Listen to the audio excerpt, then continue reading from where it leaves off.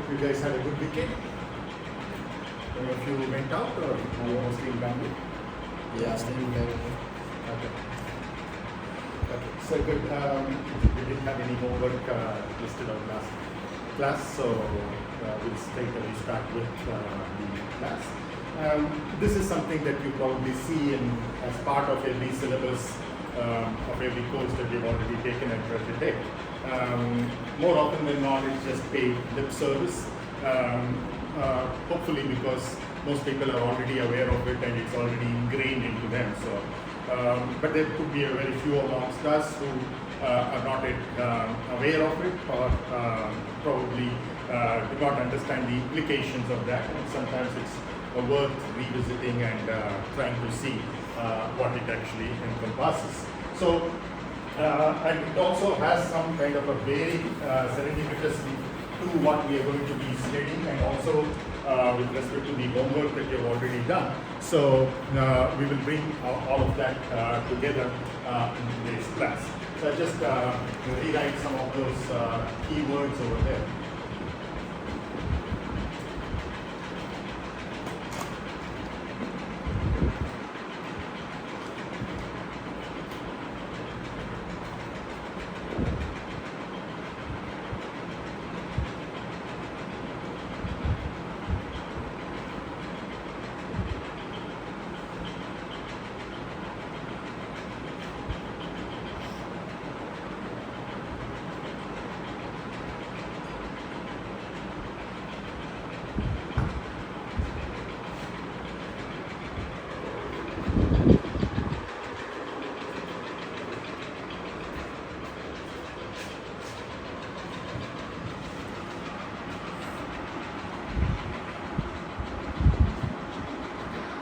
Most of us understand this from common knowledge of English, as well as the way we have lived our lives as part of the society, as part of home, as part of the various educational institutions that we have been to, including high schools, etc.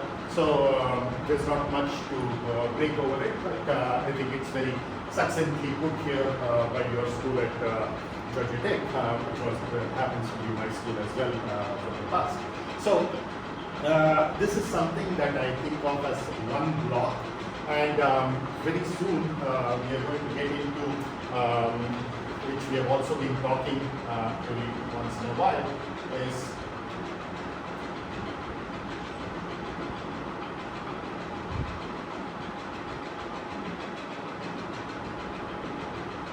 Newton's laws of motion, right?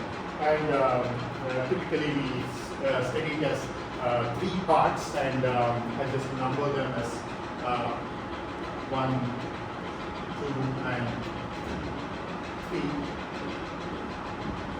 And we will see there's some kind of a correspondence going on there between these aspects and what these laws actually entail for us. And if you look at what, in terms of the characteristics that we typically experience as human beings, there are various kinds of feelings and emotions and relationships and things like that we go through at different points in time, of which some are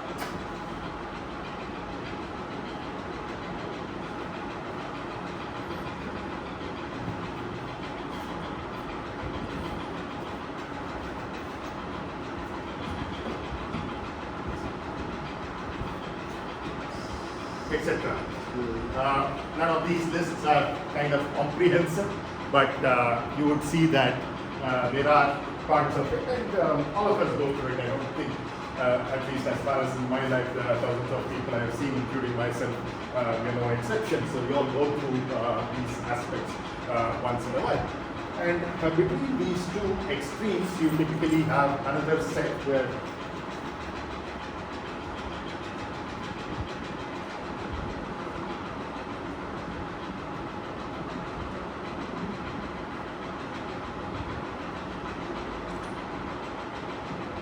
and the like. So again, this list is also not comprehensive. So in terms of the dynamics of human life, it's very similar to the dynamics of the particles and rigid bodies that we are looking at. They are very, very simplified, idealized kind of models, but here we are seeing that this is kind of the base on which we think that our own behaviors and also experiences are far, far more complicated than than what can just be described by a set of three qualities that we have listed out over here. Now, can you explain to me, any one of you, what Newton's first law says? You don't need to be exact or verbatim, it's just a paraphrasing of what you understand by Newton's first law. All objects will Go ahead. An object in motion is staying in motion unless it's in place. Okay, okay. I think this is too noisy, Aditya. We can just finish this off. Probably recording also.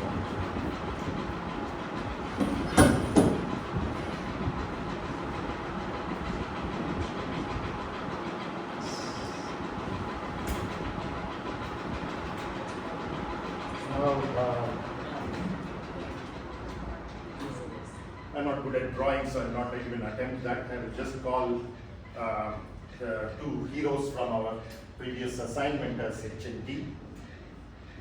Okay, so let's think of them from this class's point of view, that we are talking of two rigid bodies, the hare and the tortoise, and we probably at this stage, because we have not yet ventured into rigid bodies, we will not even talk about them as rigid bodies. Let's even think of them as just particles, right? So particles of a certain mass.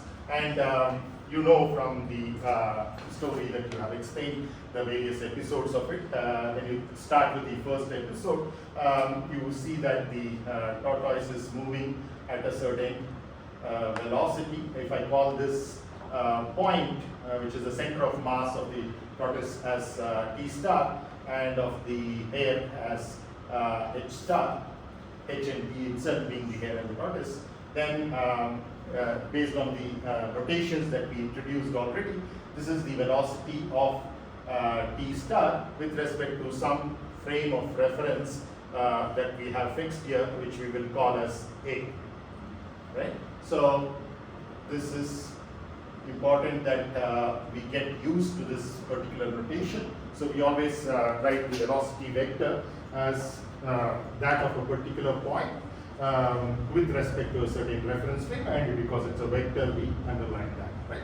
Now, similarly, you have velocity of this guy over here, and that's the velocity of H star, the center of mass of the hare, with respect to the frame of reference A again, once again.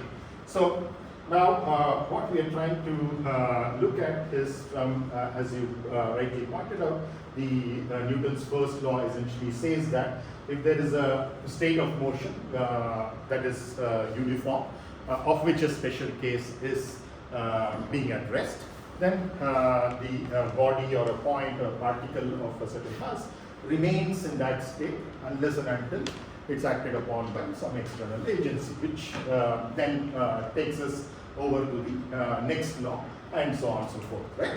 Now, if you look at the way, so if you look at the way this is constructed, in the first part of the story, of course, initially both of them have an acceleration in the sense that these two velocities are functions of time. But you know that from the very moral of this story, slow and steady wins the race, the first episode, and essentially this is a constant. So the tortoise starts from rest, of course. The initial condition for both of them is zero velocity, but beyond a very short distance, it takes up a particular speed and keeps on moving at that particular speed. And there is a particular point somewhere in between, let's say over here, where, or let's say over here, where the hare goes so far away and sees the tortoise much behind itself, and therefore it stops, right? So in other words, so this is a function of time, and at this particular time t1, let us say, when the hare has reached a particular particular point over here, a particular tree or something like that, where it has shade, then at some t1, it has gone to 0.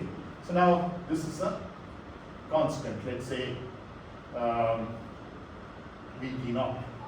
Okay, so it's a vector, of course. Yeah. So the null vector, of course, is 0 along all three directions. If you're not talking of the coordinate system over here, having x1, x2, x3, and along the unit vectors, let's say a1, a2, a3 in lowercase, then you're essentially saying that all of those three components are 0 vectors, and that's essentially what we are saying. So when we are talking about the first law, all that we are saying is that there is a tendency to sink into a comfort zone. Whatever we like or whatever we are doing at that point in time, we want to remain doing that for however long. So that is essentially what is happening over here. You have a 0 speed, and therefore you see that the hair goes to sleep. Its original idea was not to sleep for that long. It just wanted to poke in further into putting salt into injury, showing that not only slow, but even if I take rest, I would still be the winner. That was the intention with which it stops. But once it stops, over a period of time, lethargy, laziness, procrastination takes over, and it eventually goes to sleep, right? So that is a state of rest which continues to remain in a state of rest for a longer period of time. Then you're talking of this, which is going to eventually reach the final finish line. And if you look at it reaching the finish line, it's, except for the initial portion where it's a function of time, then it's a constant Vt naught, and it continues with that same speed. So again, we are saying between those two times, let's say it reaches this at some t equal to t2, where much beyond what t1 is. That t2 is much greater than t1 because it was a quick sprint up to that particular point, and it stayed put over there in a state of rest. Now this is in a state of uniform motion. So there are two concepts that we are bringing in. This is a state of rest, and this is a state of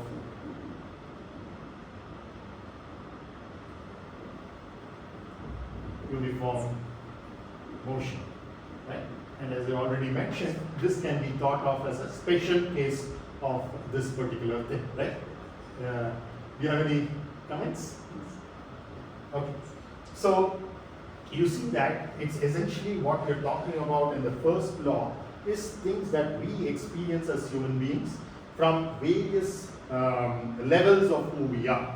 And this various levels of who we are is what comes out, in fact, in the rest of this particular document that you see. You typically in all the syllabuses for all the courses that you have, there's a honor code that comes up and things like that. So the first thing that you talk about are these discussion points. Now these discussion points, to some extent, loosely, are kind of related with the same, and it's serendipitous. I don't think anybody gave a thought to this to see the correspondence with Newton's laws. It's just that there is one possibility of looking at it that way. So that one is, of course, this way of understanding is kind of peculiar to the Indian way of approaching things, where it's a dialectical culture, and we try to tell things in a symbolic way, in a figurative way, so that one thing, of course, is a mnemonic. The other things is we start relating to it not as a separate problem, but as something that we are a part of as observers.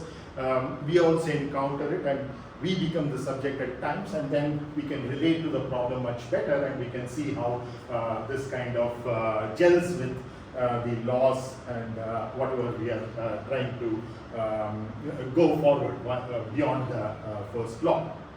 So if you look at this first point, you're talking about a concept like honesty or integrity and things like that, which is at this level, when you're talking about it's more of just a theoretical understanding. It's only in a practical situation you see how you're going to essentially implement that. So that is that is how you typically go about it. The Honor Challenge is there, and of course the expanded version of that is there at a link that is available. These documents of course are on your Microsoft Teams page as well. So then we go into the second level where we feel that beyond those the first episode of this parent-daughter story of Aesop, the fable, we want to see, can we put in some effort into this, and that effort is essentially coming in the form of a force, right? So what is the Newton's second law? Anybody else can explain? Paraphrase in your own way. Force is equal to change in momentum. Excellent. Yeah. So talking of force is equal to, it's a vector, and it is the change in momentum. Momentum we will denote by p, and it's a derivative with respect to t, and we're talking of force, any vector derivative, we will always refer to which frame with respect to which we take the derivative, in this case A. So there is a change in the momentum itself being described as a product of the mass and the velocity. In this particular case, you see that probably you would be good enough assuming the mass to be the same, but if it's a long distance, you see marathon runners, for example, if you weigh them before and after the race, there is a loss of the moisture and all the other minerals and other things that outflow through sweat, etc. So you see there will be a reduction in the mass. So when we're talking of the changes to momentum, it's not just, of course, one of you gave the example of a rocket last time. There, the m dot is substantial, but there are, in all other situations also, there can be a small m dot, but the m dot v might be much smaller compared to the v dot m. So, which is why we kind of tend to focus on just the rate of change of the velocity, which is the acceleration times the mass, and just write this as mass into acceleration. But always remember that that is an approximation, whereas the actual thing is your mv dot plus m dot v, and this v dot again, because it's a time derivative, we have to say with respect to which frame of reference, and essentially your forces are also expressed in the same frame of reference, so that they correlate with each other. Okay. Whereas here mass is a scalar quantity, so when you're taking a dot time derivative of that, you don't need to express with respect to what you're taking the derivative over there. So this is essentially what you're talking about. Now, all of that is essentially coming from your f not being equal to 0. In this case, this is actually, you can think of it as a special case where f is equal to 0.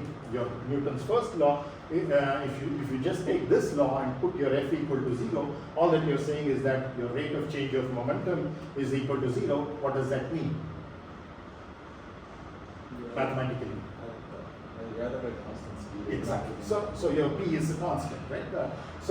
And if your m is also a constant, essentially it means your v is constant, and that constant could be 0 as well, which is what you see in this particular case, or some other non-zero constant value that you see over here, right? So in either case, you can see this as a generalization of what happened here. This is a special case where f equal to 0, and this is a case where f need not be equal to 0. But if you're saying that it's not equal to 0, then it becomes a second law. But if it is something that you're thinking of as a situation where f can take on any values, including 0, then this is actually kind of encompassed within this. So it's not that it's actually a separate law, you're just starting from a very special case of the law, and then you're going to generalize that particular law. The same thing, the same energy which goes into, let's say when you're sleeping, for example, you feel when you get up on the next day, you see you are so much fresher and raring to go to work. So essentially there's some kind of a potential energy that is involved over there, and that is kind of coming to access. Potential energy is typically like all human potential or any other machine's potential, it's kind of latent, it's hidden, like the latent energy in, let's say, steam. When you try to condense it, it becomes water, it releases a lot of energy.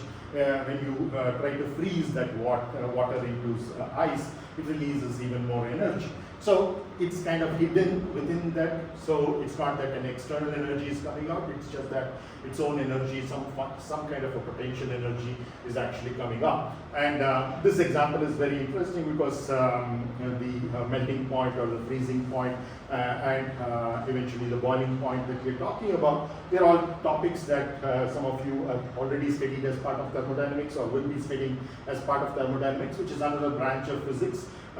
We tend to think of these in a compartmentalized way, but very rigorously we can prove that thermodynamics, all of thermodynamics can be derived from mechanics. Okay, I'm not saying this because my area of research is mechanics, but that's how it can be done. But of course, as I said, like the seed and the tree story or the chicken and egg, you can always argue it out the other way around, but essentially there is a lot of what is happening over there. For example, temperature itself statistically can be described as essentially the kinetic energy of the particles which are in motion. So in some sense, it's kind of related to that. So you can always bring in the correlation between these.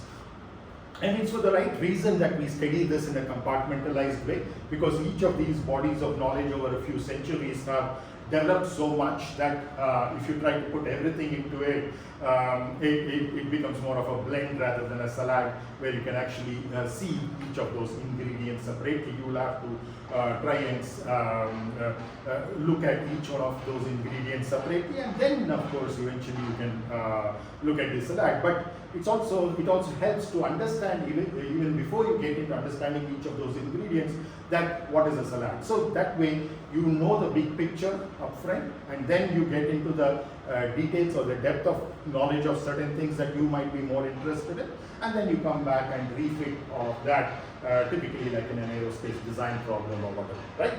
So this is essentially what happens. So you can very clearly see that when somebody is ambitious and doing a lot of work towards a particular goal that they are trying to achieve, etc., there's a lot of energy that is invested in the efforts. There's a passion that is involved towards that particular task that they are looking at, and it could reach fairly aggressive levels depending upon the levels of passion, how badly they want their goal. So and how much of that latent energy they want to invest in that. So essentially you're moving from this to this. So this is typically your potential energy, and what kind of energy are we talking about over here from dynamics point of view? So kinetic energy. So it doesn't stop there. Not everybody who has achieved their goals, who have been very ambitious, gotten there, continue to look for another goal and keep going. At some point of time, they look at it that most of what I'm doing is essentially for myself, which means my well-being. And my well-being could be at various levels, the professional level, physical, spiritual, emotional. This is all part of, I'm so happy that I'm seeing in a science and technological institution that this is explicitly mentioned in an official document, because for a long period of time, especially in the 1800s, 1900s, etc., people were very kind of the opinion that science and spirituality, or more particularly science and religion, do not blend along with each other. They are at loggerheads with each other. But slowly, as science develops, as the language of science develops, and the understanding of the various aspects of science from a deeper perspective comes in, we tend to see the implications for many aspects of who we are. And in Indian thought, we typically think of ourselves to be made of at least 5 dimensions, 5 levels. If this is who we truly are, we get kind of encompassed or kind of minimized in a sense by various clothing that we put on, innerwear, a t-shirt, let's say I wear a sweater. People, many of you having experienced very cold climates might know, robes over that and things like that. So you can think of 4 layers to who you are. If this is who you really are, there is a certain constriction which is brought about by what is called as your physicality. And we already discussed that physicality is essentially the basis of physics, which means that things have boundaries both in space and time. or more commonly we can call it as space-time. So we have a certain boundary, which is the space-time boundary, and so that is as far as the physical aspect is concerned.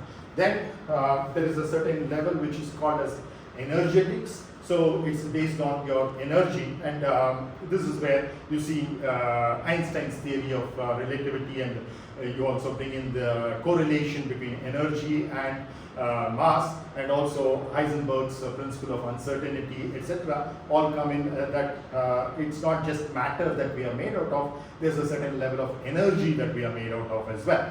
And in studying this, we'll not only be looking at Newton's laws of motion, which work primarily at the physicality level, but also from Lagrangian and Hamiltonian approaches, which work from the energy point of view. And essentially, we are covering the same you and me, that is who this is. And that particular entity is what we call as the spiritual. And that entity, when it is bound by matter, to make it look much smaller in any sense of the word compared to what it really is, then you get into the physicality, and that's where Newton's laws of motion start applying to us, as it did to the air and the droplets. And then you expand your own understanding of who you are and try to recognize that you are not only the matter, but you're also energy.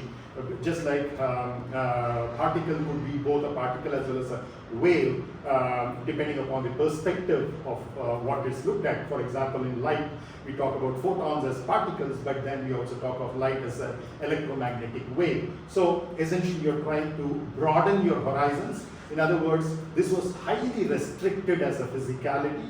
Now you're thinking of yourself a little more as an emotional entity. And then you go one step further. Sorry, this is emotional and this is physical.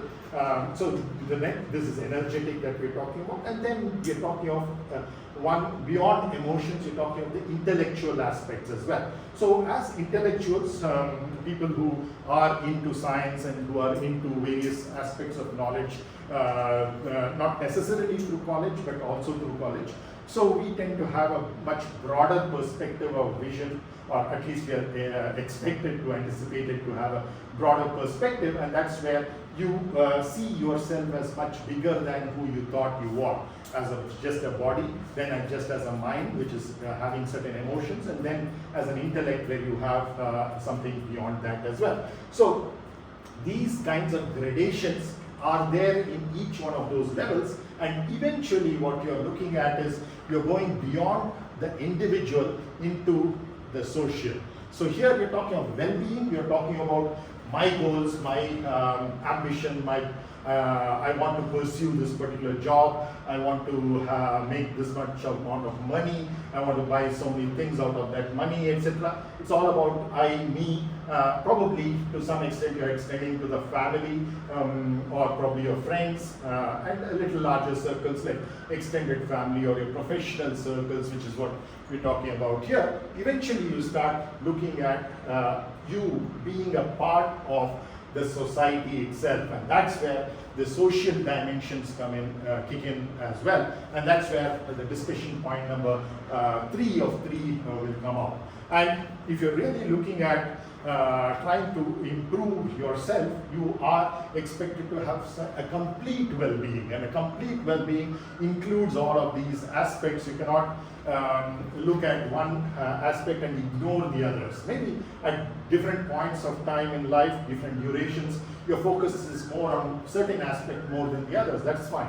But eventually, as a lifetime, you're looking at focusing on all of these aspects at different times, so that you're taking all of them. And these kinds of laws, more or less, tend to apply in all of those situations as well, each one of those. I will not go into details of that, but those of you who are interested, we can engage in outside the class into discussions on how this actually works, either face-to-face or over email, etc. So I'll not take too much of time from the class towards this, but it's important to understand this. So this is discussion point number 2. And then I'll not read through this, most of you understand what it means, but essentially you're trying to get into this area where you're moving further over here. and you're looking at things from a much more fundamental perspective, where you're not dividing energy into the so-called potential and the kinetic, etc. You're looking at energy in a much more holistic sense.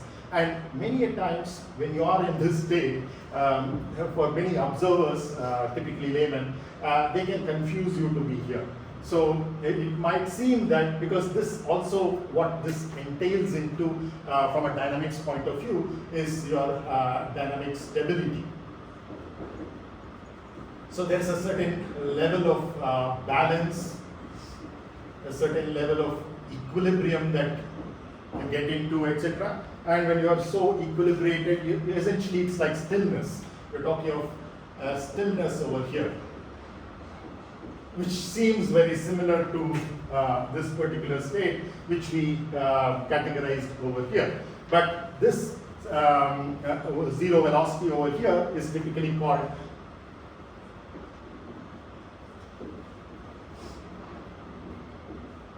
So there's a difference between stagnation and stillness. So stagnation is a negative connotation of the same thing. So whereas stillness here, you're talking of you are having a certain balance from which you could do much more than what you could if you are, let's say, completely unbalanced, like somebody who's drunk heavily, let us say. They don't have even a physical stability, and a lot of work which others can do probably, or even he or she can do at other times, they might not be able to do as well during that period of time. So essentially what we are talking about is that there can be, from an observer's point of view, these two might look similar, but there is a lot of difference. It's also in the sense that you could talk of this as lonely, okay? Whereas here, the same word, can anybody think of a word which is a positive connotation of lonely?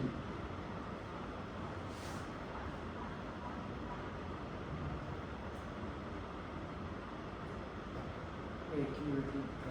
Yeah. So I was saying that stagnation has a negative connotation, stillness has a positive connotation. But from an observer's point of view, both might look the same, which is essentially your zero velocity, right? But there could be another aspect similar to that. There are many other aspects, because I'm talking of the potential confusion between these two states. It's only the person who is experiencing it may know whether they are here or there. But for others, it might seem that even if you are here, they are over here. And somebody who is in this might act as if they're over there. So that is possible. So the question is, just like stagnation is to stillness, what is lonely is to? So positive connotation of lonely. I would say independent. Good, yeah. That's one way of looking at it, independent. Another way of putting the same thing is solitude. So solitude is essentially, you are still alone, but alone in a positive sense of the word. So where you could probably just sit by yourself and think on a particular research item that you're working on, and probably be very productive. So it's not always necessary that it has to be a teamwork in the sense of they getting together to contribute something. That is one way of doing things, and that eventually is what will cause much better gains, because A plus B is much greater than A plus B. So in the sense that there's a multiplying, amplifying factor of how the team members contribute their own core competencies, and things come up. But for those core competencies to develop, at many times you need to do independent work, as you said, and in solitude. Okay, so that kind of builds your core competency. First of all, to recognize that core competency, and then to make it flower, in the sense that a lot more can be done with it than just knowing that you have it. Right? So this is essentially what we're going to talk about. And what is Newton's third law? How do you paraphrase it?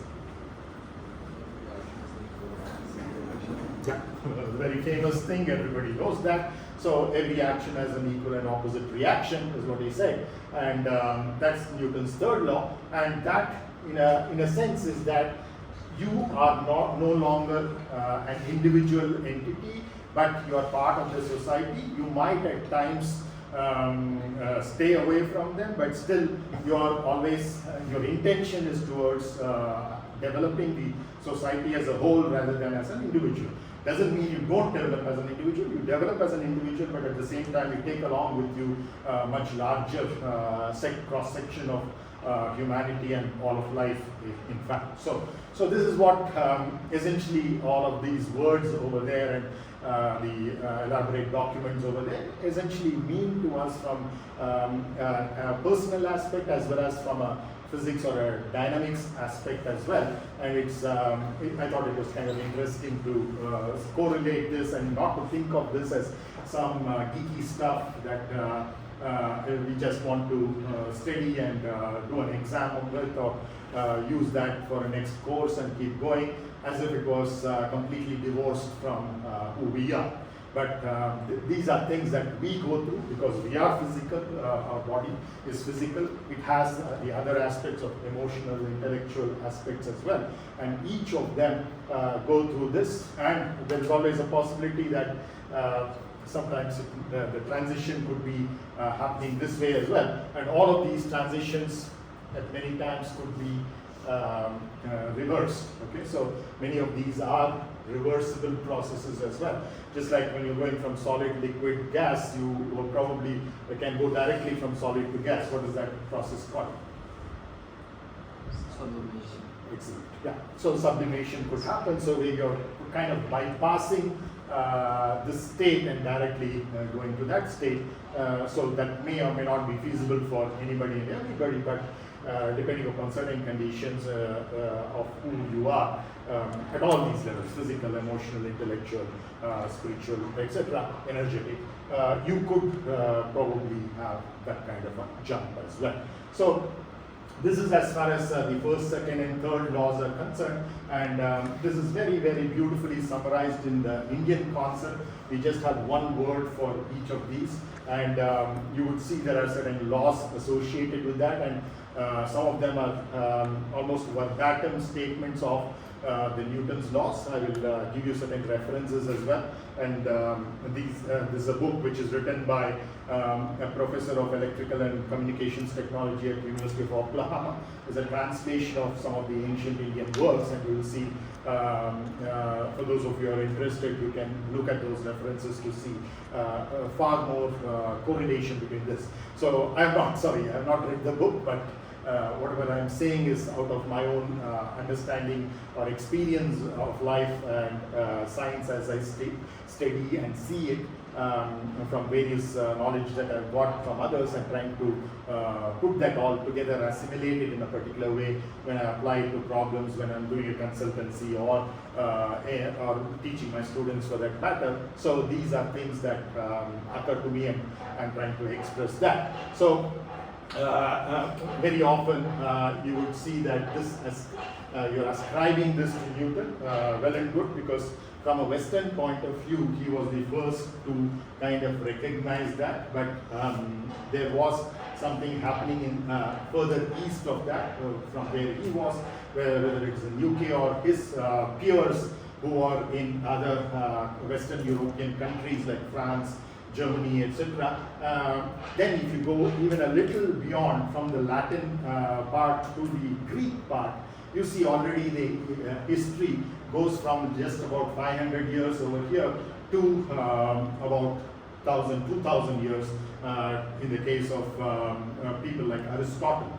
So you can push that limit, even going a little bit of east, and then you see the Arabic culture, the Chinese culture, etc., the kind of things that they have produced, and the Indians eventually. You would see that the kind of contributions have not been, unfortunately, documented the way Western science historians have kind of documented it, and so there is always going to be a question about how valid is your claim. And also a lot of these things are expressed in the form of what are known as sutras. So sutra essentially means it's an aphorism, and mathematically speaking that would mean a formula. And the way these formulae are constructed, it's very terse in the sense that you tend to give it as compact as possible, like what you see over here.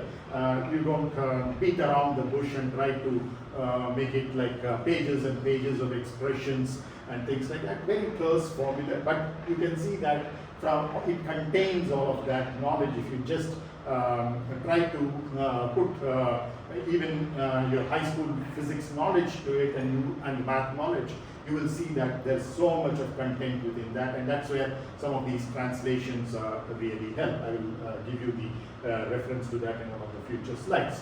But before we leave this particular thing, I also want to say that these are given certain names, and those of you from an Indian background may probably have heard these concepts at various locations. So anybody has any inclination of what these are called? Characters of this class, what do you call that typically? Yeah, I don't know if you've heard this, but Thomas or Thomasic essentially is what you say, where you're talking of essentially potential energy. It's not that you're bad or you're incapable of doing something, but all of that potential that you have is stored latently, and therefore it's not coming to use because you're sleeping with it and you're not bringing it out where it is probably essentially either for your individual gratification or for the well-being of the society as a whole. So you want to take that step by step to larger groups, starting with yourself, of course, and then you want to get there, unless, of course, you're so inclined that you sublimate and directly go there without having to talk about individual improvements.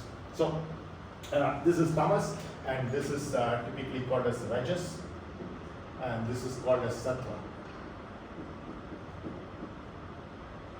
So these are the typical names which are given to these kinds of qualities all put together. And if you look at the actual meanings of this, this essentially talks about potential energy, and this essentially talks about kinetic energy, and this is where you're saying sat, tva. Sat means truth and tva means you. So you are the truth. So you are part of that wholeness that the entire universe is, and just that you are thinking of yourself to be much, much smaller than that, and therefore that you have to go through all these, you are subjective to all of these laws of physics and laws of natural science, etc. But in reality, you are the universe yourself, and you can go beyond that. So that is essentially what it is. And instead of Newton, there was a scientist by name Kanad, also called as Kanada, and he has written very many scholarly works, of which one is called as the Vaisheshika Shastra, and where he talks about not only this portion of mechanics which we call as classical mechanics, but also quantum mechanics, where we talk about an atom and subatomic particles and what each one of their qualities are, 4 levels of qualities for each one of those 4 particles that he talks about, and many of those things we are trying to decipher now. And a lot of these Western scientists have actually, in their own works at various points of time, have given credence to their understanding of the Vedas and the Upanishads, and how they have got that knowledge by conversing with people from India, and also people who in ancient times, like some of the Chinese scholars and some of the scholars from Uzbekistan and Western Asia parts who visited India thousands of years back and wrote back memoirs, and some of those memoirs actually contain this.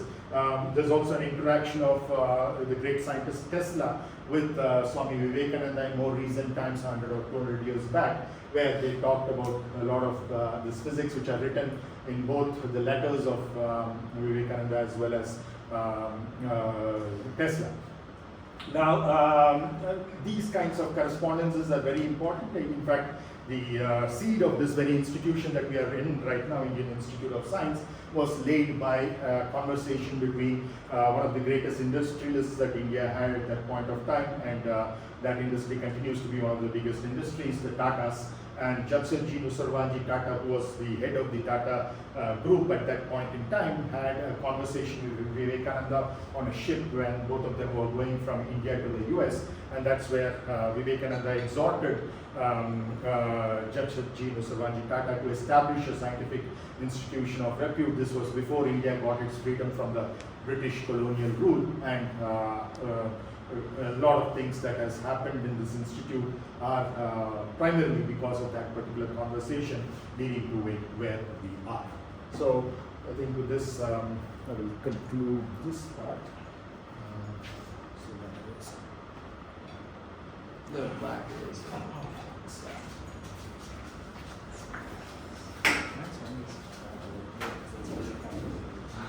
Really? Well, it's creating a lot of sound. I think you know like optimal setting. It's so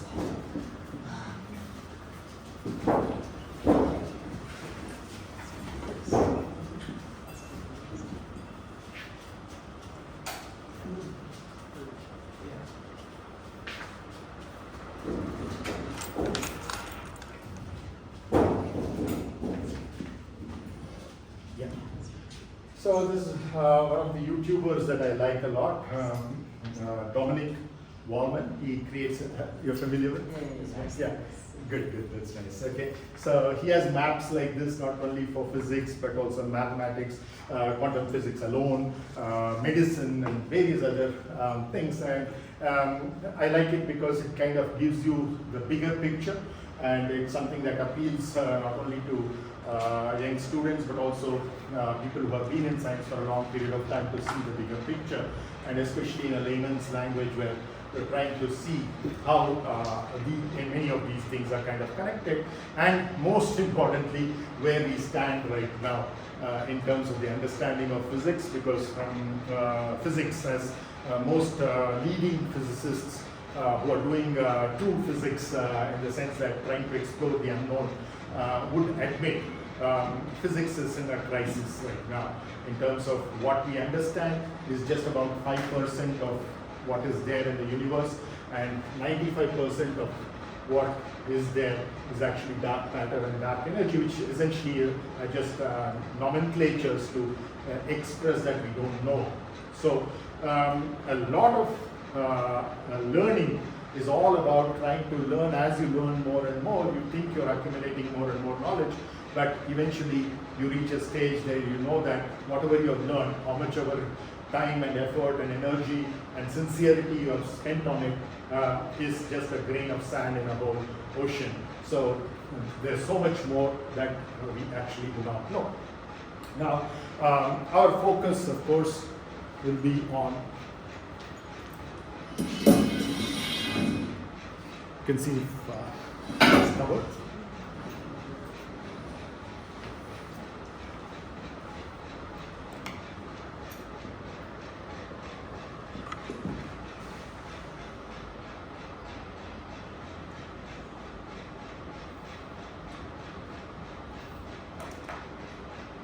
So our focus, of course, is on classical mechanics over here. Is that coming up? Okay. So our focus is on classical mechanics, and where we are going to be talking about the interactions of the cause, which we think as the force, and the effect, which we think as the motion that is resulting out of the force. And therefore, we are going to be correlating them. And a lot of math is required in order to achieve that. And a lot of the credit for that, the way we are going to look at, is given to Isaac Newton for the right reasons, though it's just a question of Indians and Eastern cultures not presenting what they already knew in an appropriate way, which could be accepted for others. So there's nobody to blame but the Indians themselves for that kind of a state of affairs. But irrespective of what the source is, this is our understanding at this current point of time in a branch that we call as classical physics. And classical physics involves many other things other than what we are going to study over here. And mechanics itself, as you know, is made out of two parts to it, which is statics, which you have already taken a course over, and dynamics, which we are going through in AE2220 right now. And then to understand this physics, there is a lot of mathematics which is required, and a lot of that was given by Isaac Newton himself along with Leibniz, some of which, most of which was done independently, but eventually all of that knowledge came together to understand classical mechanics and in general better, and dynamics in particular much better. So then, of course, the extension of what we are going to do is rigid body mechanics. Then you'll, for example, in the structural analysis course, we see how this can be extended into solid mechanics. You've probably also seen that in deformable bodies and things like that, course that you have at Georgia Tech. But an even more complex, relatively speaking, extension of this same principles of classical physics and classical mechanics in particular is to fluid mechanics, where you see that unlike a solid which deforms to a certain extent, the fluid can take its own the shape of whatever it is flowing through, and therefore the whatever it can do is much more complex, and depending upon the range of the Mach numbers and the Reynolds numbers that you have, the viscous forces can set in, or the incompressibility will lead to compressibility, and therefore for larger Mach numbers the flow is compressible. For lower Reynolds numbers the flow is viscous, and therefore much more complicated equations were what many of you are familiar with as the Navier-Stokes equations become necessary. Whereas with lower Mach numbers or very high Reynolds numbers or both, the equations are much simpler and probably tractable to a large extent. Then very interestingly, for a long period of time, these were thought of as independent areas of classical physics, like electromagnetism that you see over here, and optics, and later on people found out that because optics people were studying as if light were composed of particles called photons, and eventually it was shown that the photon is nothing but one way of perceiving an electromagnetic wave within a very short range, because the human eye is capable of looking at or perceiving. So all that we perceive through our five sense organs. And here in particular we're talking of the eyes. There's a certain limited range of frequencies all the way from violet to red that we are able to perceive. Even a little beyond violet to ultraviolet we are not able to perceive it directly with the eyes.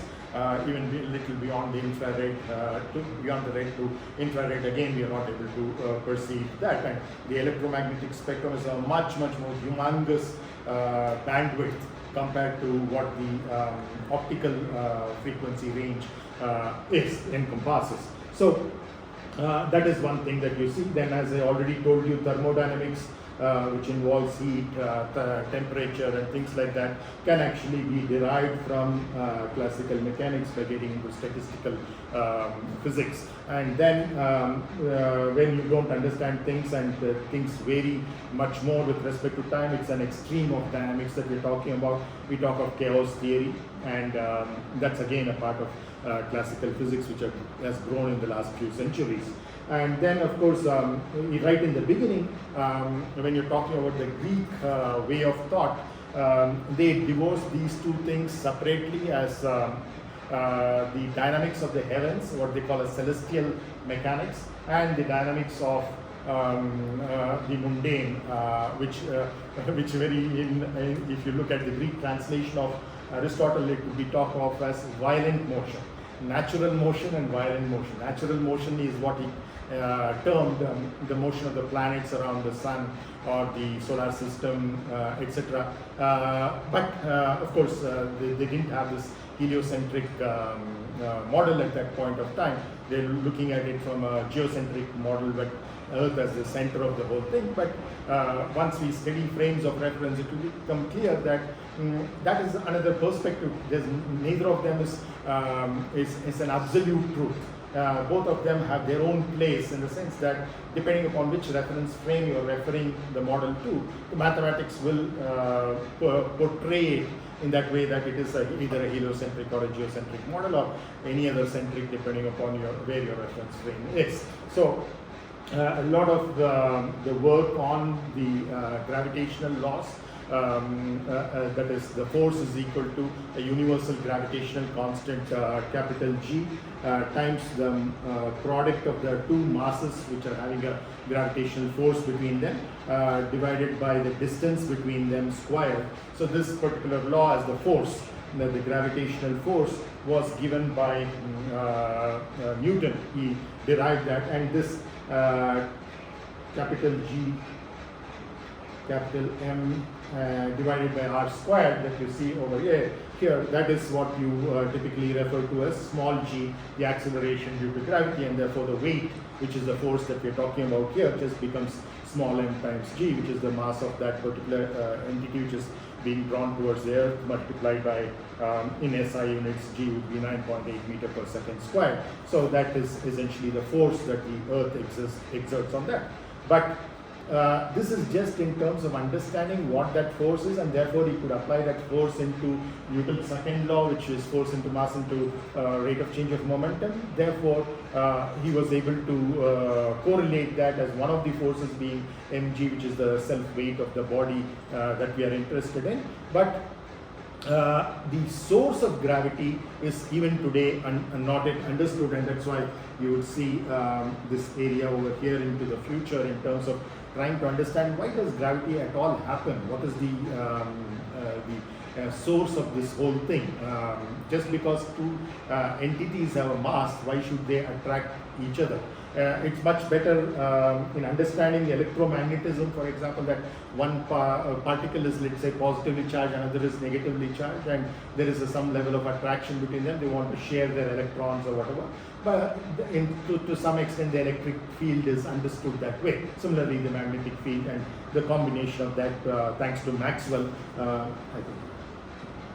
So thanks to Maxwell, the laws are very, very compact, the electromagnetic laws, and that has been studied as well. But just like how we can explain away some of these forces, gravity still has a lot more research to do, and some of the leading physicists are working in this particular area. But and there are also different theories.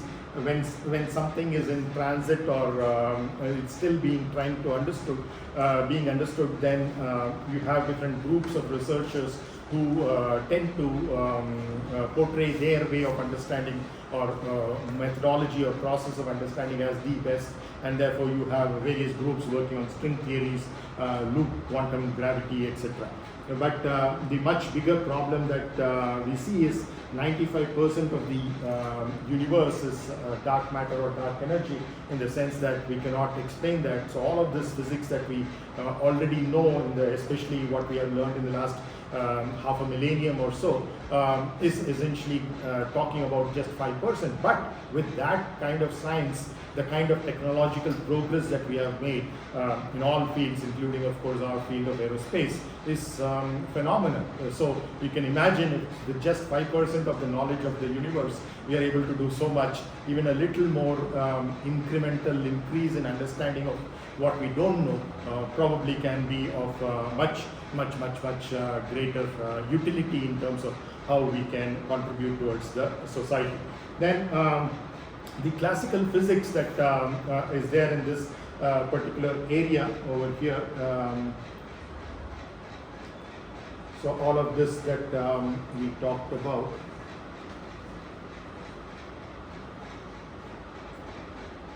is something that has a limitation in terms of the masses for which it is applicable, and also the kind of speeds at which it is applicable. So once you go beyond a certain level of speed, you are approaching orders of magnitude of the speeds closer to that of light or any of the electromagnetic waves, then you are essentially entering into the realm of relativity.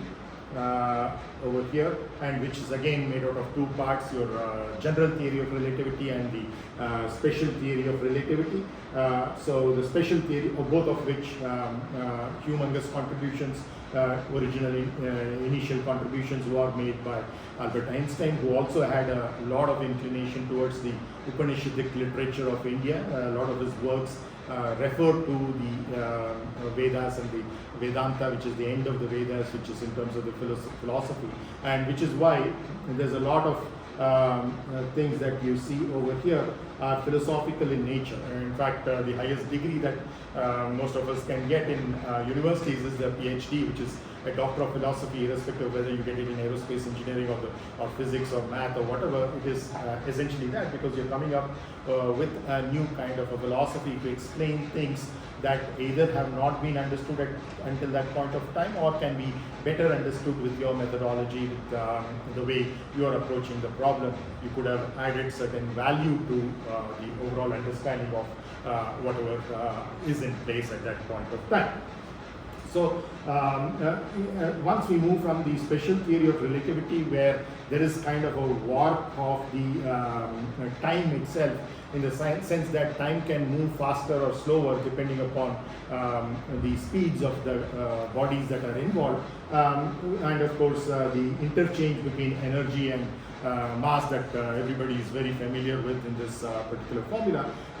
The general theory of relativity makes it even more interesting. What I talked about as the Indian concept of kala, that is space and time, both being independent variables, were considered as individual. That's exactly what general theory of relativity also talks about, in terms of the space-time being like a fabric that can undergo warping, and it's because of that that a lot of things are perceived the way we perceive things. So that's where the general theory of relativity comes in. So that's as far as moving from classical mechanics to, which is what our course will be entirely focused on, classical mechanics. That is the left portion of what you're seeing over here.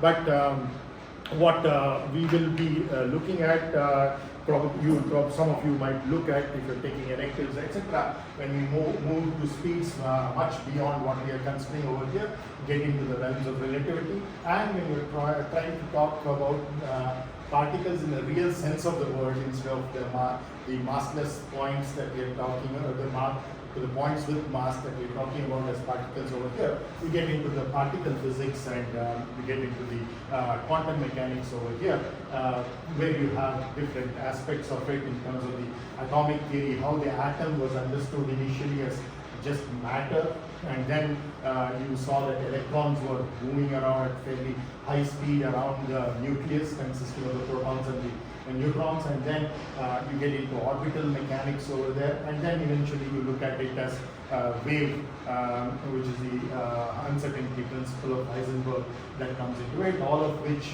gets into an area called condensed matter physics, from which a lot of what we understand in terms of how semiconductors work, and therefore how integrated circuits are made, and therefore computers, your mobile phones, etc. All of that are benefited from this condensed state physics that you see over here. And then of course there is at the nuclear level, bringing in two nuclei to combine into a single nuclei, or fusion. This is fission, where you're trying to separate out the nucleus into two parts, to separate nuclei, and here you're bringing in two nuclei and bringing it together in terms of fusion, which is what happens in the sun, and which we would like to, of course, replicate on Earth. We have very, very preliminary results towards having achieved that, but that would be a humongous improvement in terms of catering to the energy needs of the world once we are able to do this as efficiently as we've already been doing this for a long period of time. So, because there are lots of large atoms like uranium, etc., which are being broken up in nuclear reactors almost day in and day out. Many of these are the standards from which we source our power, apart from thermoelectric, hydroelectric plants, etc. So this is something that has already been well established. So then of course we have the standard model in particle physics, etc. So those of you who are interested can probably visit this YouTube site. He has separate things for each one of these, tries to go into a lot greater detail.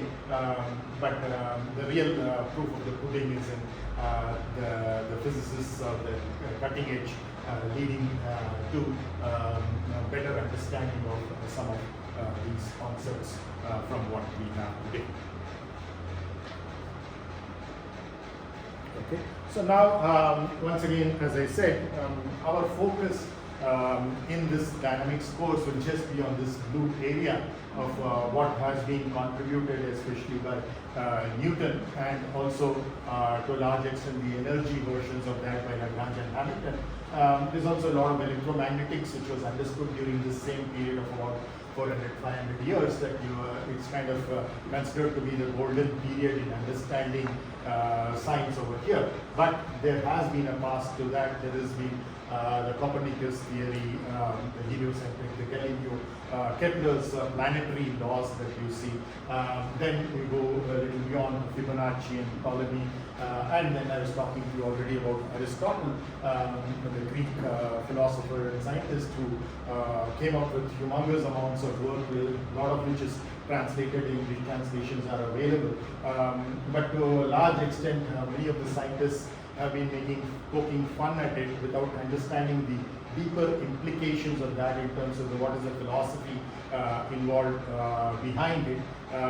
There's a lot of knowledge, which is why it almost sustained itself for 1.5-2 millennia without being kind of counteracted until all of this knowledge came. But what is typically ignored is beyond the Middle Ages, beyond the Greece and Rome, beyond 2000, 2500, 3000 years is where a lot of work was done in Egypt, Mesopotamia, and also in the other parts of Asia, including China and India. And in the last decade or so, we have started documenting some of these things to understand it from a more Western science and math perspective, to understand what exactly those, what I call the sutras actually mean. So, and a lot of the geometry that we use, as I said, dynamics involves your kinematics to start with, description of motion, which is essentially all about geometry, and Euclidean geometry plays a very, very critical role. As much as many Western scientists criticize Aristotle and Euclid, we continue to use a lot of what they have found, including Euclidean geometry, which is almost the fundamental bedrock of a lot of mechanics that we do today. So it's important to see these things from the perspective of what was known at that point of time, rather than just bragging about what we have done in the more recent past. And again, if you look at that focused area, which is what our course will be all about, till the, let's say, the 1550s or so, all the way up to, we'll probably not go beyond this, maybe up to 1800s or 1850, when most of what we will study in this course were already determined, starting with Galileo and then his observations, the planetary observations, etc. Then Kepler coming up with the laws governing those. Just like there were 3 laws of motion that we talked about for Newton, there are 3 laws of planetary motion that Kepler gave in terms of how planets go on elliptical orbits around the star that they are revolving around, in our case the sun. So then we also talked about the Cartesian coordinate system. So there's a parallel development of math which was essential for this, which was given by Descartes.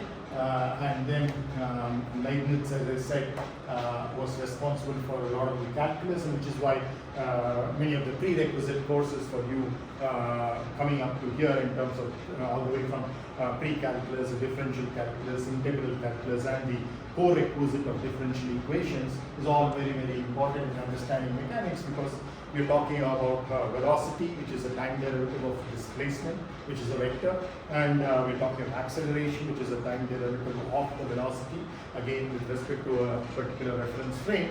And these derivatives are then related to the forces that are applied in the case of a particle, and also you're bringing in angular velocities, angular accelerations, and moments of inertia, second moments of inertia in particular, as far as the motion of rigid bodies are concerned.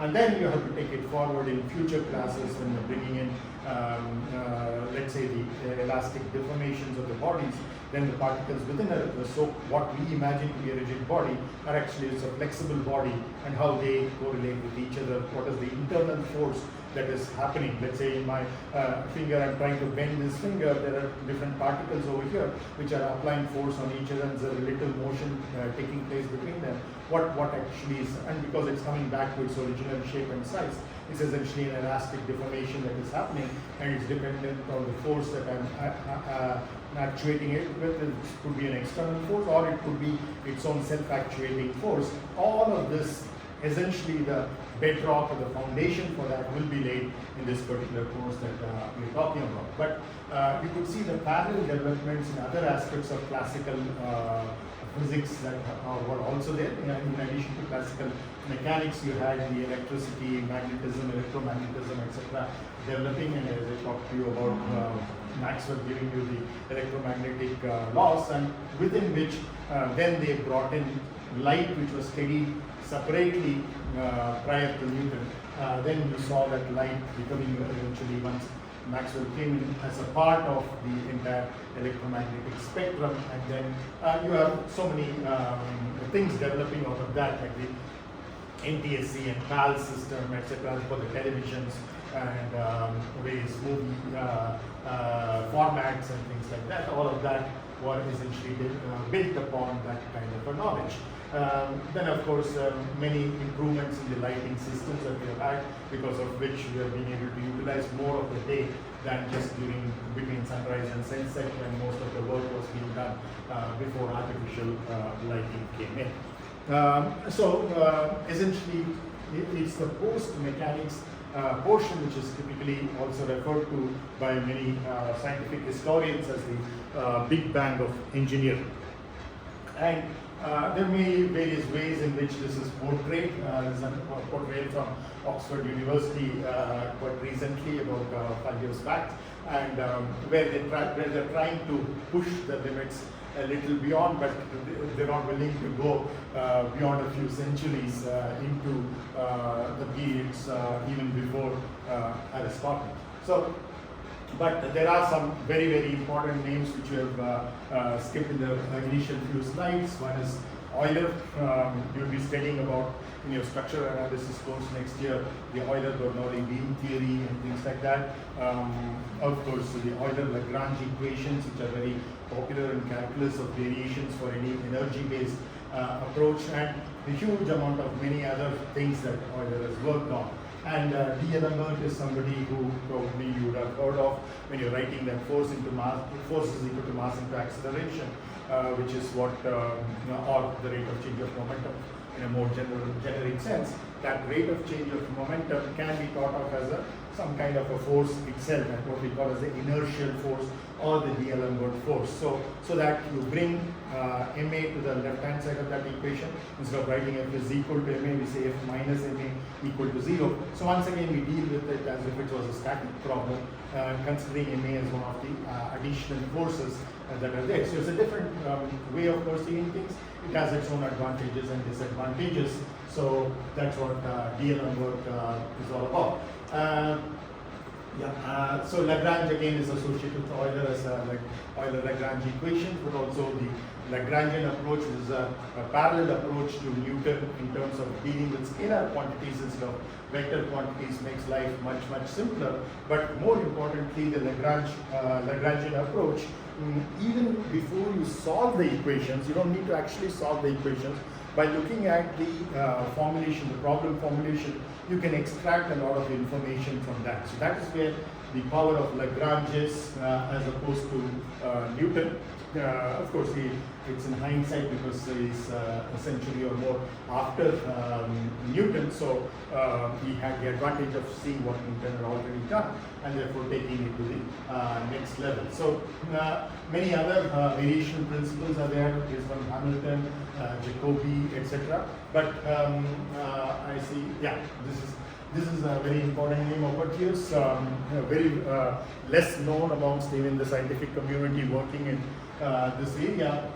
It's very important to know this particular individual because he was the one who gave the very first variational principle, very first energy-based method to tackle problems. And this was developed very interestingly based on an understanding of optics. Many of you know Snell's law yeah, can you state what it is? I don't know exactly what it is, but it's like the two angles of like. Excellent. Yeah. So it's essentially reflection. So when there is a reflection of light, the light reflects, hits a particular point on a surface from which it is going to reflect. It will reflect in such a way that the angle that it makes with the normal is the same as what it hit with. So in other words, you're talking about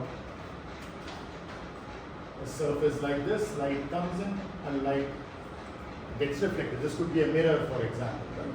So let's say a mirror over here, and a light ray comes in over here and goes over there. So if you draw normal to this mirror, then if you have this as the angle of incidence I and the angle of reflection R, essentially you're saying that I is equal to R. Okay? So not all of light might get reflected like this unless it's a very perfect mirror. There could be a surface or some other material, let us say, into which light can actually penetrate. Okay? So in that case, typically what will happen is light will not go through the same straight line that it was going through, but it could bend. So it would go, what is this process called? Anybody? Understanding of this? Physics. So light ray comes in, and let's say this is water or glass or whatever. So through which light can pass. This is air.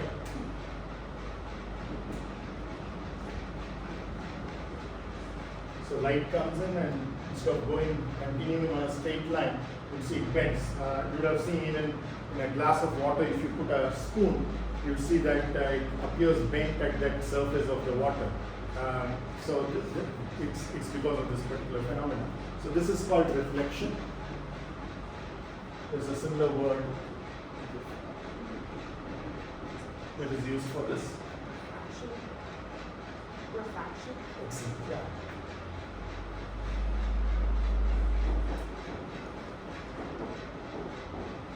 So many of us who even experts or scientists and professors who work in the area of variational mechanics or energy-based methods for structures or solid mechanics or even fluid mechanics fail to understand that variation principles have a history even prior to being applied to fluid and solid mechanics or those kinds of classical mechanics problems. But you see that this is optics. Both of this comes under the area of physics called optics, right? It is the study of light, essentially. Now, light in turn part of electromagnetic rays, but much before that, understanding of that, because you see that Maxwell happened here, where he talked about electromagnetism, and eventually light was brought in as part of the electromagnetic way in terms of our understanding. It was always there. But so in terms of the method to do that, it was already established quite much before Maxwell by Maupertuis. So what Maupertuis did is he posed this particular problem. Of course, this could be observed through experiments, and a lot of people knew that this was happening already. But in terms of giving the basis of why this happens, why should it go like this? Why can't instead this go in some other angle like this, a larger angle, or why should it not go in a smaller angle like this? Similarly over here, why is it bending in this particular direction when it is moving from a medium like air to water? Of course, if it's going in the opposite direction, it would bend this particular way. So it's kind of, this is the principle of symmetry that many of these physical laws actually follow, which makes it much more mathematically tractable. But why should it bend this way and not bend to increase the angle this way, or why should it not go straight? So all of these things were posed by Maupertuis as variational principles. So instead of understanding the way people were understanding light at that point of time as a photon, a particle, etc., he was talking about essentially here you're talking about if you want to start from some point A over here and you want to reach some point B over here, the path could be either this way or it could be picking it here and going this, right? But it doesn't take this path. It takes this path only to reach B. If this focused beam of light were to reach B, it cannot hit any other point on the mirror and reach there. It has to hit this point and go there, because you can actually show purely from geometry that this is the shortest distance between A and B if some point in the mirror also has to be a part of that path. So it's you have to have A as the starting point, you have to have B as the ending point, but you have to have one point on the mirror as an intermediate point. So then which path will it take? It will always take the path such that I is equal to R. Angle of incidence and angle of reflection are equal to each other, because that is the path. Very easily from trigonometry you can prove this using sine I, sine R, cosine I, cosine R, etc. and any other angle that you want to call these two, let's say I star and R star, which are not equal to each other. Then you will see that this is not the shortest distance, this is the shortest distance. On the other hand, here you will see that this is actually bending, making the distance actually longer. So what is the principle here? And it was intriguing for a lot of people for a long period of time, before eventually it was found out that instead of the shortest distance, which is what is the criteria over here,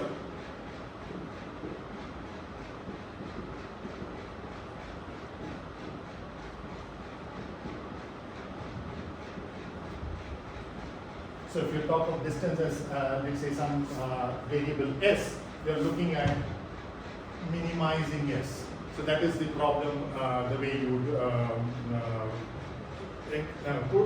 kind of formulate that. But here what we are talking about is minimizing the duration t, the time taken to reach from some point, let's say here to some point here, will not be through some other route like this. This would take much more time to reach like this, or it would not be through some point over here and then coming over here.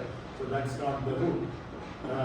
It will always take not even the straight line, because the straight line also takes much more duration to complete, because it will go at different speeds in each one of these media, and you can see that once again using trigonometry and also simple principles of mechanics, you can very easily prove that if you minimize the time duration from two fixed points A and B, which path would it actually take? You will see that it's the path for which the time taken is minimum. So this is how reflection and refraction kind of differ from each other. But what is important is this minimization principle that we're talking about. It could, of course, if I talk of 1 by s or 1 by t, it could be a maximization problem. It's the reciprocals are getting maximized. So more generically, this can be called as a stationary principle.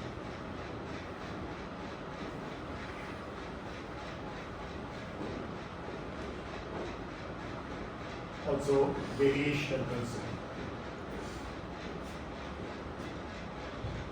or energy methods. It's important for us to understand this history, because the Lagrangian and Hamiltonian that we'll be talking about is essentially based on this very philosophy or paradigm that we are talking about over here.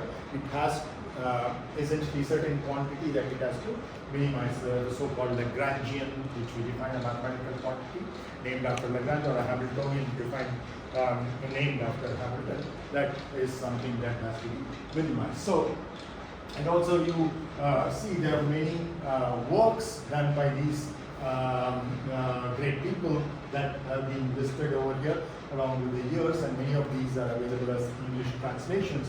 So this is quite mind-boggling, the history of science, if you look at it, because that gives you the true picture of the way the human mind works at exploring things that we observe through our sense organs.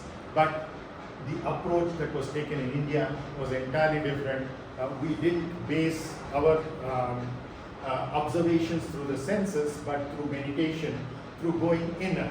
So the outer sciences and the inner sciences are kind of a reflection of each other, and by understanding the inner sciences, there is a way of explaining the outer sciences, which is how most of the observations of Indian philosophers and Indian scientists eventually came up. And so that's why the very technique of approaching what we don't know, from what we don't know to what we eventually will know, is the path is quite different, and that's how the distinction is. Neither of them is superior or inferior to the other. They have their own advantages and disadvantages, and it's in a healthy world, like just like the hare and the tortoise teamed up together and could do much better. I think it's important for individuals who are capable of doing both to leverage both of these capabilities that a human being has in terms of looking at it from the outer perspective through the senses, because even if you look at some of these later people who used telescopes, etc., starting from Galileo, or you use microscope, etc., once again, whether you use a microscope or a telescope, you still need your sense organs, the eyes. So it's just doing what your eyes can in a slightly better way. So what are we trying to do over there in a microscope?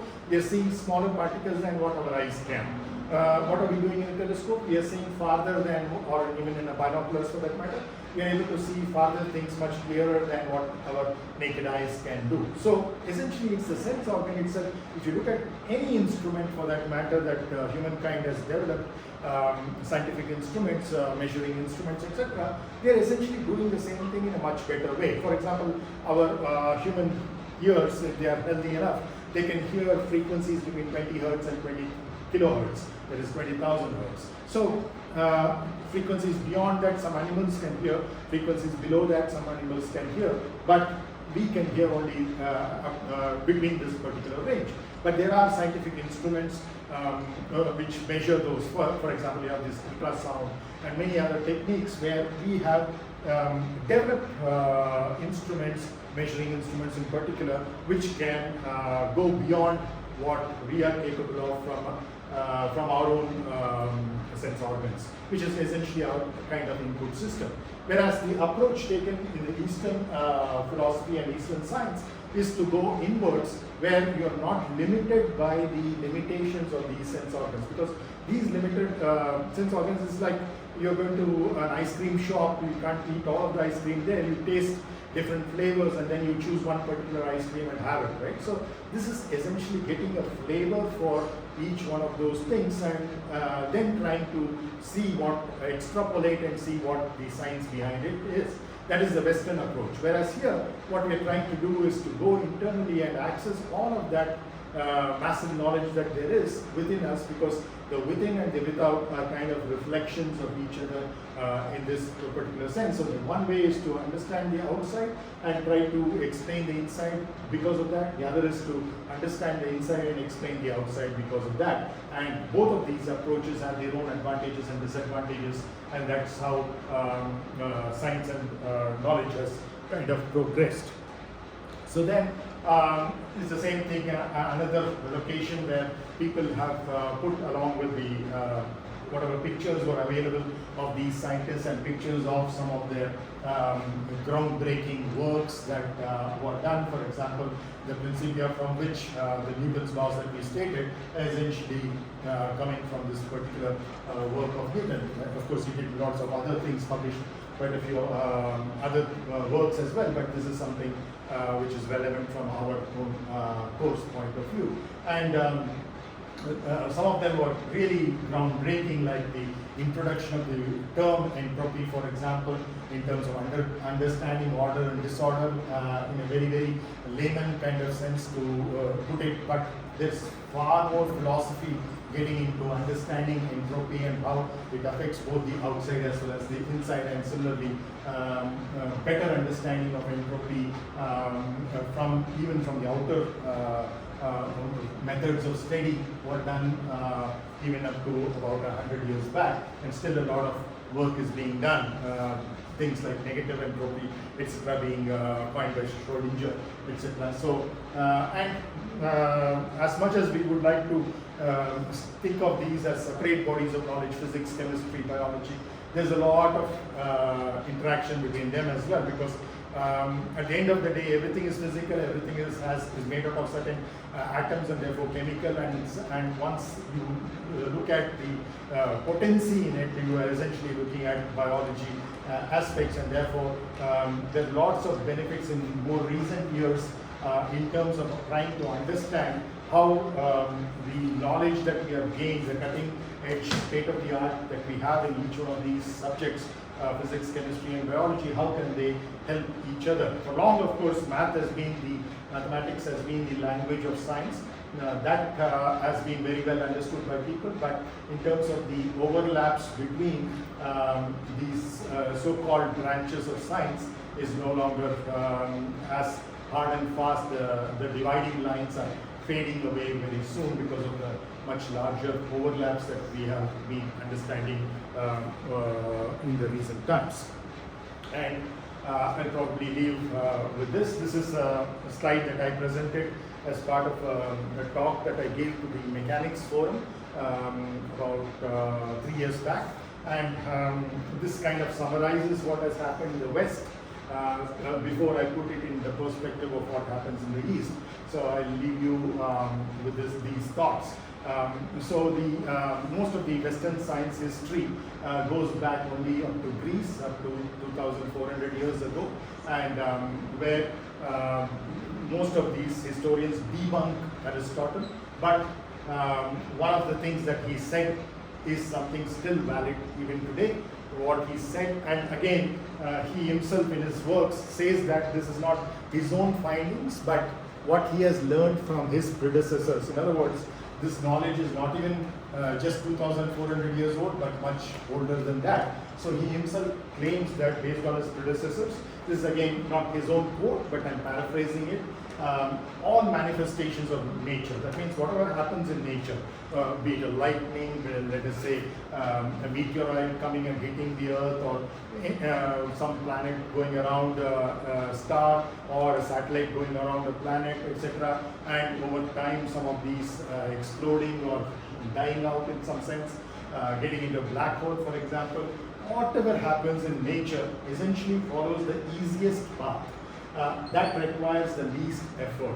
So, of course, he didn't go into the mathematics of, just like many of the Indian philosophers didn't go about writing equations or formula and things like that, but essentially it's in words that almost all of his works are just verbatim, like almost like reading a novel or something like that.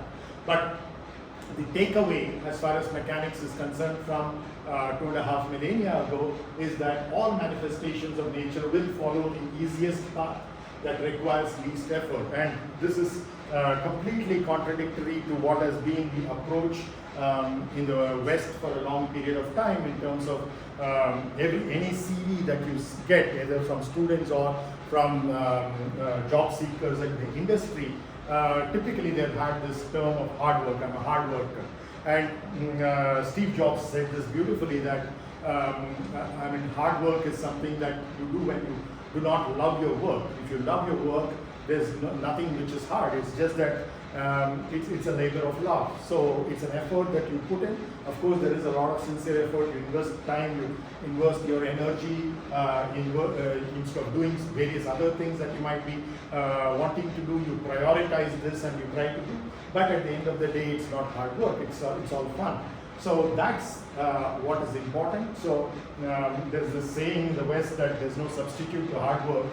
Well, that might be valid for donkeys who do not like their work because somebody else is imposing the work on them. If you have taken up the work all by yourself, out of your own self-motivation, then everything is really fun and a lot of enjoyment in doing that. Because it's not just reaching the goal which is something that you want to achieve and be happy about only after you reach the goal, but the very process of leading to that goal, the procedures that you employ, the methodologies that you employ, the lifestyle that you employ to reach that goal, that is what the processes are much more important. So instead of this goal-oriented works that most people are so bent upon.